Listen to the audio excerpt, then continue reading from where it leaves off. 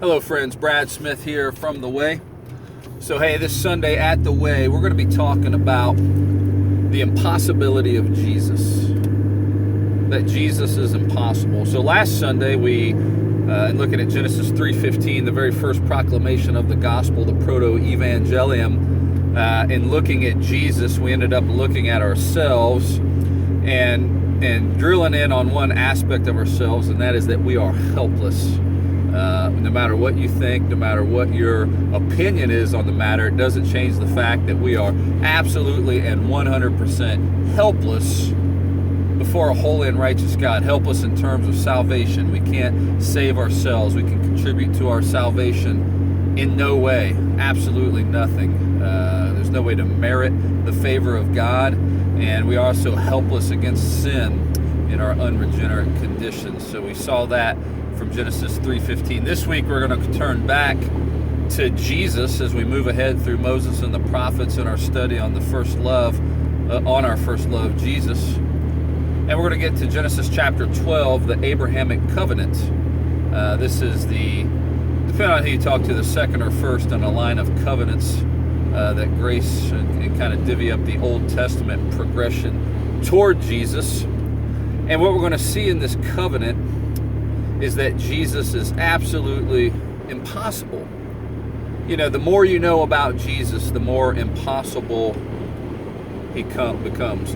The more you follow Jesus, the more you live for Jesus, the more you study Jesus, and the more in fellowship and in tune with Jesus you become, the more impossible he becomes. And it's only those who have a casual attitude about Jesus, who don't really know much about Jesus, who don't pursue Jesus, that have a very kind of worldly view of Jesus. Oh, he's just a good man. You know, he's a good teacher. He's a moral guy. He's a good guy. You know, all of these views of Jesus are rooted in ignorance and a lack of understanding of the breadth of the person of who Jesus is.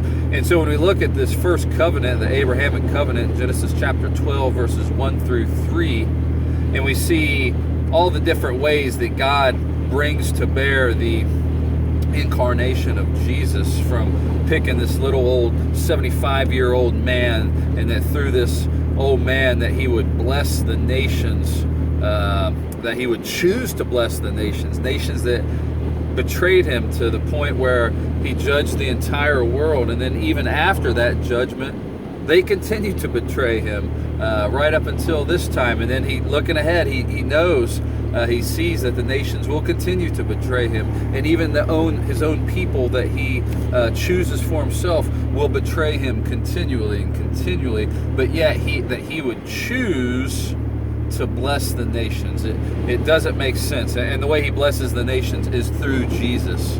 This is another look ahead to Jesus, to the advent of Christ from the Abrahamic tribe of Jews, and we learn later to be the tribe of Judah. That is how he will bless the nations, and that he would do that is it's impossible, it's inconceivable, it's irrational. It does not make sense to us. And the more I look into it, the more I study it, the more I meditate upon this truth, the more befuddling it is that he would do that for us.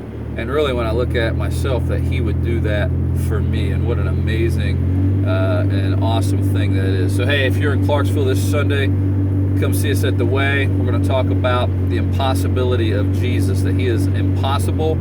If you're not here in Clarksville, find a church, get there. A lot of great churches out there. And as always, if you're a man, take your families to church. God bless. Have a great rest of your week.